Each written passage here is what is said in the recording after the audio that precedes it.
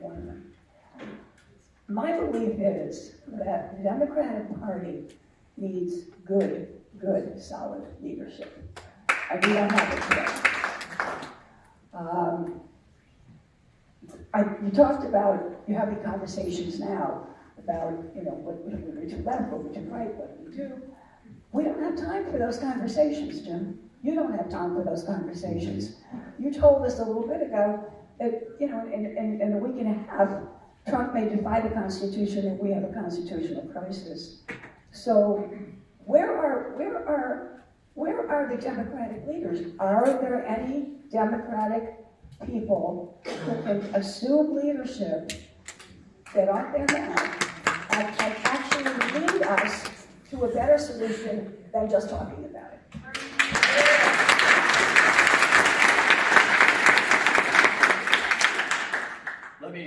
Let me reflect for 45 seconds on leadership, but then I'm going to turn the question back around to you. I don't claim to have all the answers. So I've sort of laid out the things that we can do with respect to media.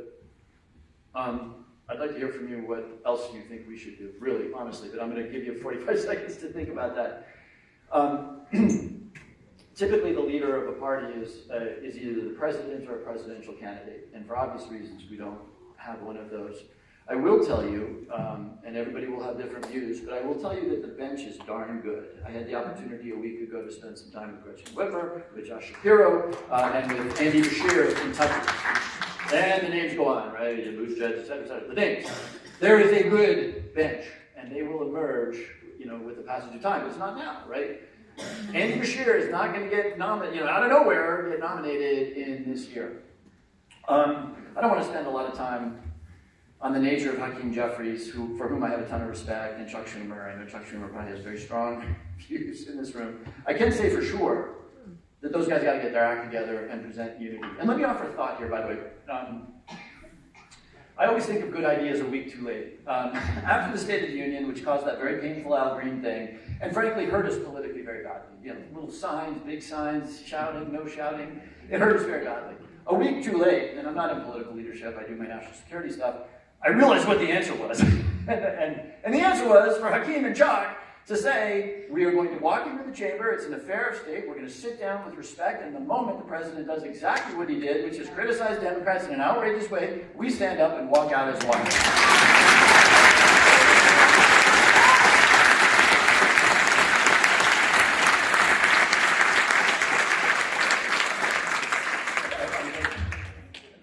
That's a perfect example of too little too late, right? A week late, but anyway, I just say that because I do think there's an answer. But seriously, I would love to hear from you what else, and by the way, any other questioners or commenters, what else do you think we should be doing? Let's do it in an organized way. I think you misunderstood my question to a point. Yes, I'm looking for leadership now, not the next presidential candidate, not the 2 years from now. We need leadership to stand up and be counted now. Right? All right.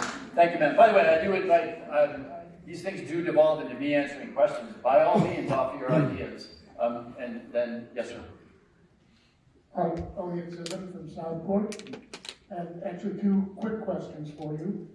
Number 1, it seems one of the tragedies and victims of recent politics is truth. I tend to believe in what Daniel Patrick Moynihan said, sir, you are entitled to your own opinion, but you are not entitled to your own facts. We have right now someone in the White House who is a pathological liar. That is not a political statement, but a statement of fact.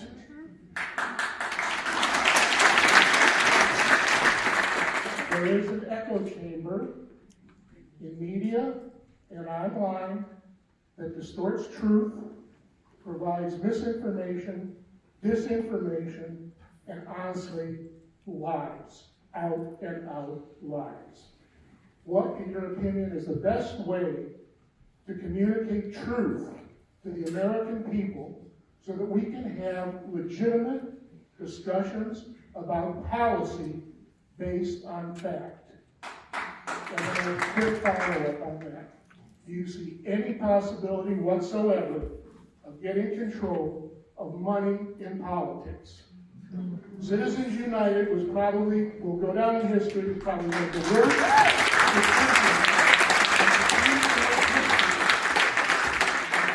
The richest person on the planet spending $280 million to buy a presidency.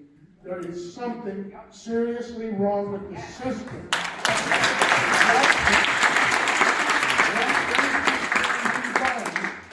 To mitigate this situation. And thank you. Thank you. Thank you for those two simple questions.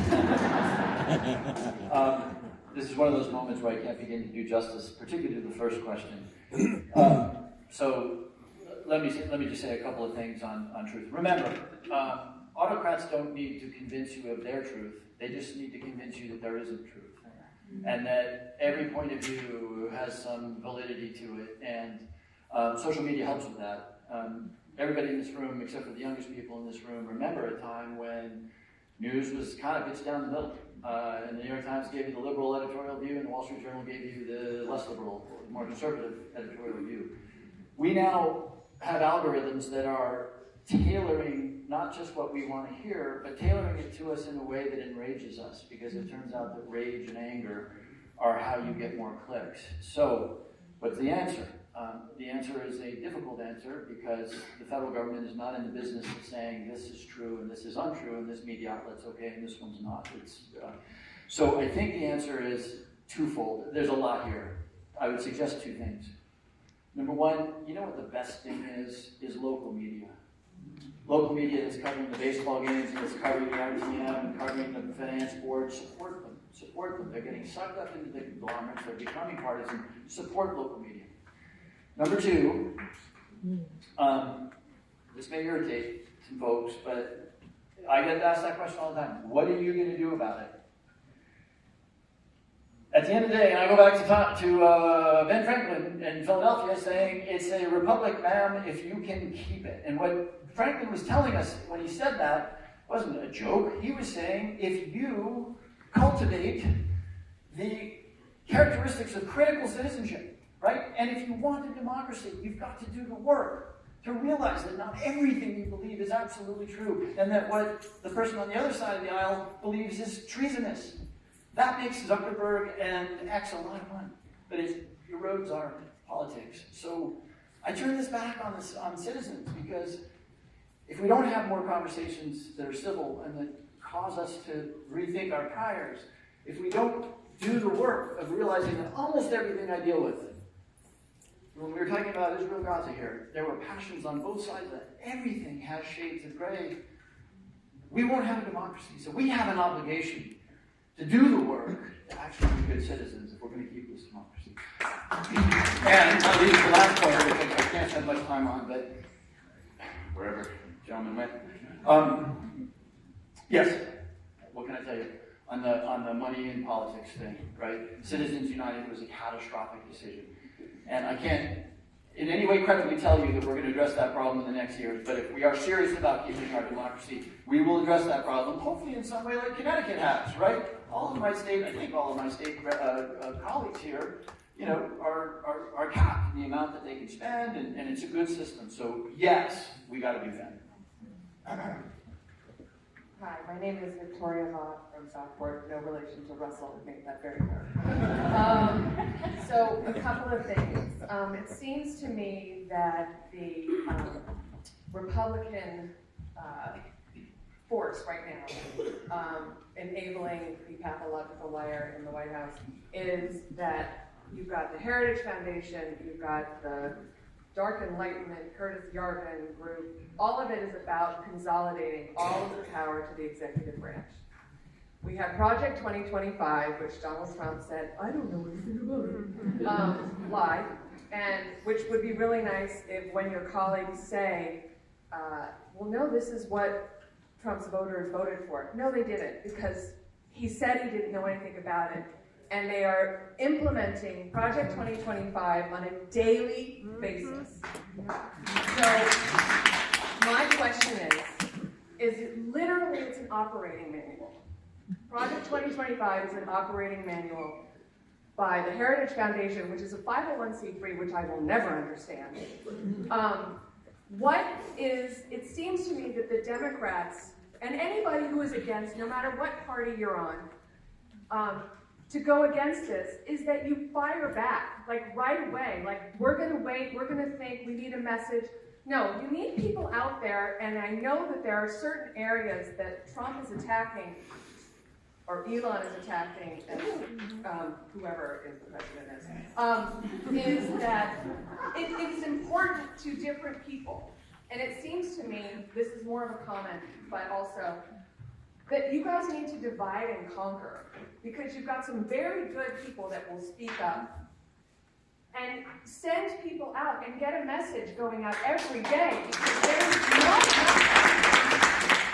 the Democrats. And I call your office so many times that I know the names of your staffers, and I know your phone number by heart, and Nathan and Austin are awesome, but literally, we don't know what to do, and we don't have the power, and we are scared, and we need something that has, we're fighting back, or we're doing something, and literally Project 2025 is telling you what they are going to do.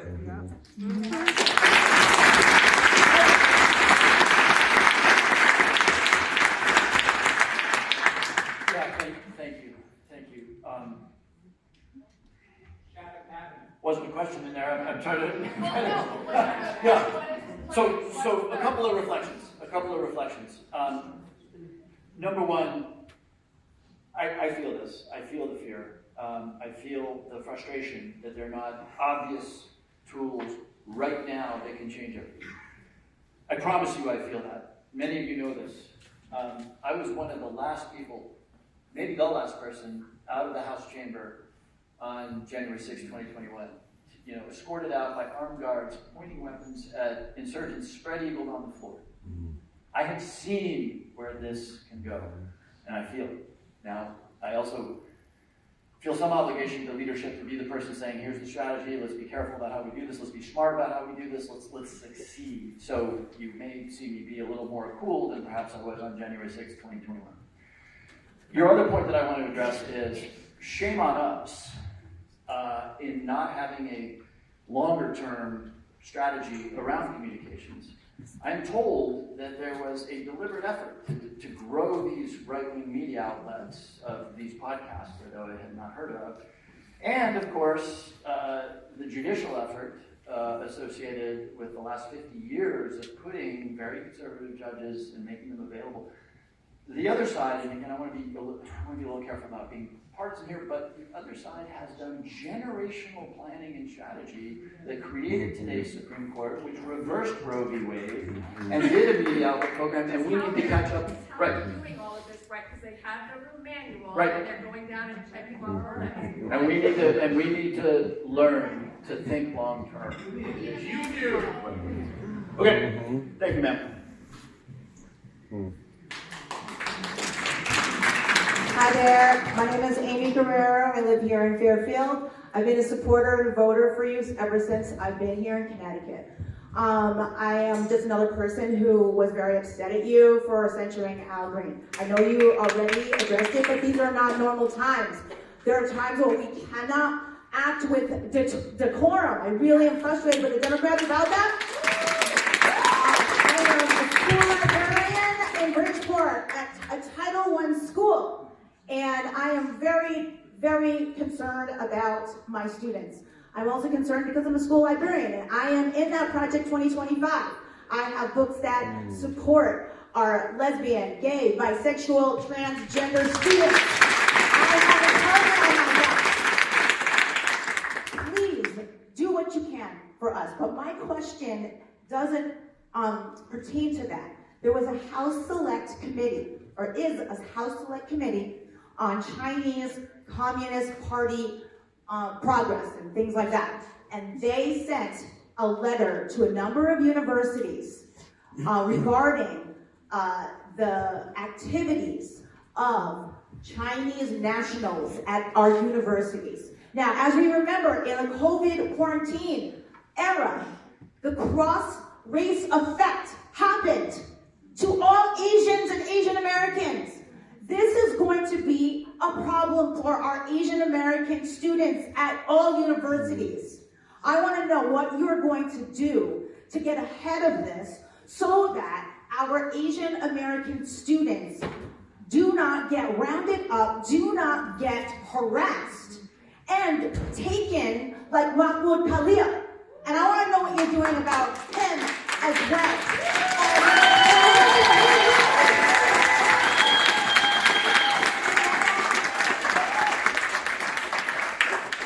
Thank you. Thank you, most importantly, thank you for your role as an educator. Let me just clear something up, because I created this misimpression when I was talking early on about the Al Green thing, and again, I don't want to spend a lot more time on it, but this is not about decorum and civility. Those things left the building long ago. It is about, and I'll invite people to honestly answer this question, it is about what rules are to break and under what circumstances. Tell me what rules you want me to break. Do you want me to be violent? Do you want me to lie? I need to know what rules are okay to break. Now, by the way, there is a tradition. I didn't mention this. Al Green was a hero of the civil rights movement. There is a tradition of civil disobedience, which we will employ if we need to. The principles of civil disobedience are that you break unjust rules. The idea it's not about decorum. It's about something deeper than that. If you are in Mississippi in 1963 and there's a rule that says that blacks can't ride in the front of the bus, you break that rule because it's an unjust rule. And you do that in the tradition of civil disobedience, which, by the way, is why Al said, I look forward to my censure, because the principle of civil disobedience is that you break the rule and then you welcome the consequences of doing so peacefully and non-violently. So, but I am serious, because a lot of people say this, it's time for you to start breaking the rules, and I need to know, as my constituents, which rules exactly you want me to break, and therefore it's okay for everybody to break. Okay? So, back to your question on the let's be respectful of people who've been waiting in line a long time. Look, I watched what happened in COVID. I watched the President of the United States call it the Chinese virus, right? People got hurt because of that. I wish I could tell you I can change that in Donald Trump, but I cannot. What I can do is I can be an opposing voice to that, and in as much as I have legislative power, power to influence the judiciary through amici briefs, I'll do all I can, because the targeting of people on their race or ethnic origin is deeply un-American. Which, by the way, you asked about Mahmoud Khalil. I don't think I agree with much of what he says or how he does it, but he has a right to do it without fear of deportation for his beliefs.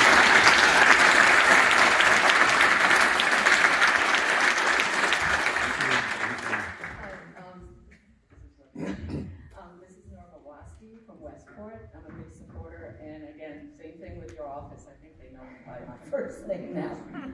I try to call whenever I'm not working and voice my thoughts. I want to thank the lady in front of me who actually brought up Project 2025, which is something that I had written down that I wanted to bring up, because it just went silent almost after the election. Like, what happened?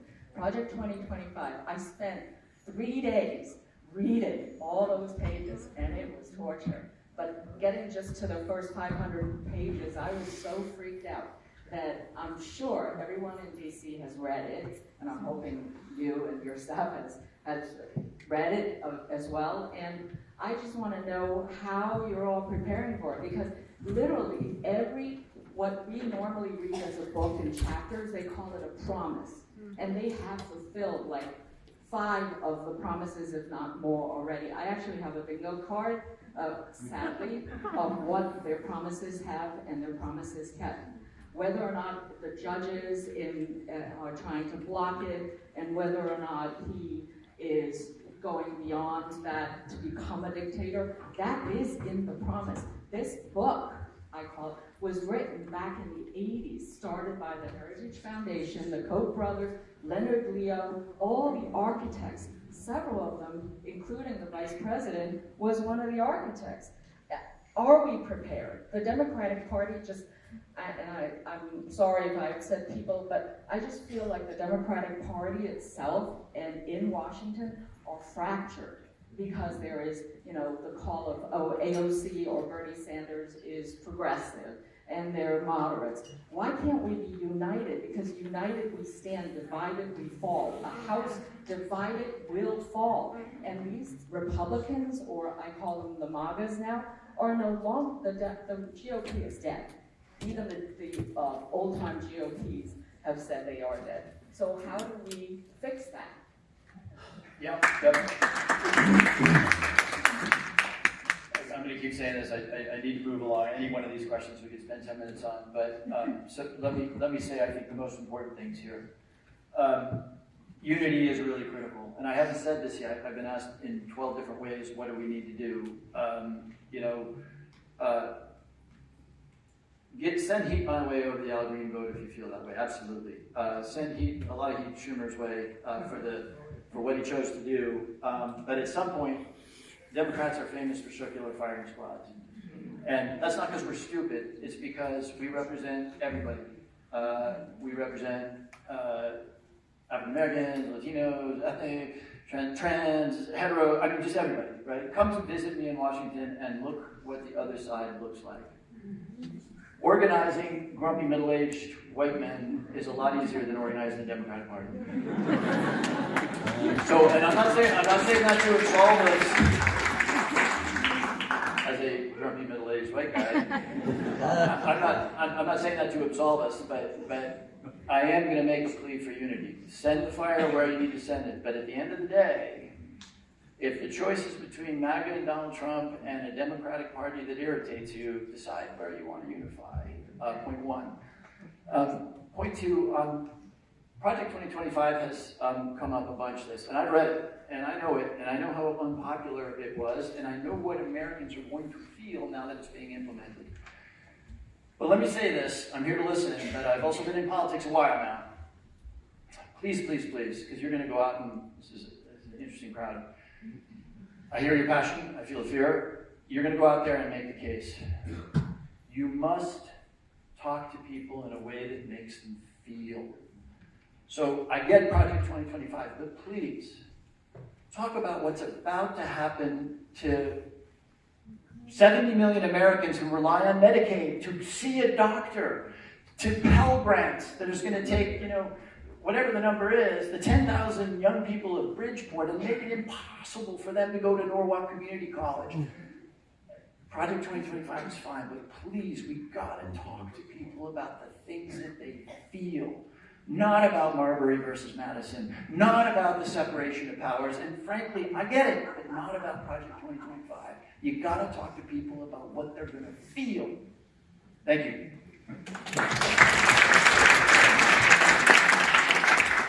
My name is Mike Hillary. I'm from Trumbull, Connecticut.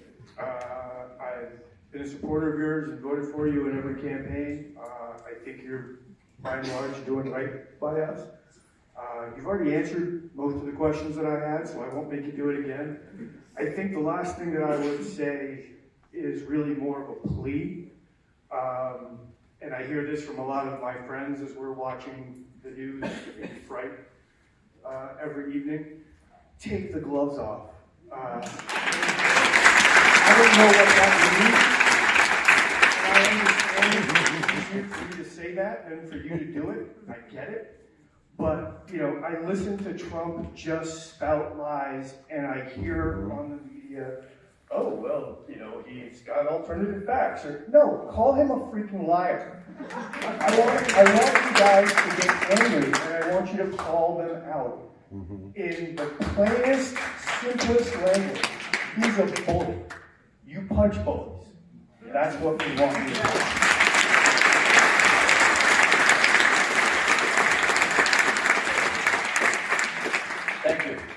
Thank you.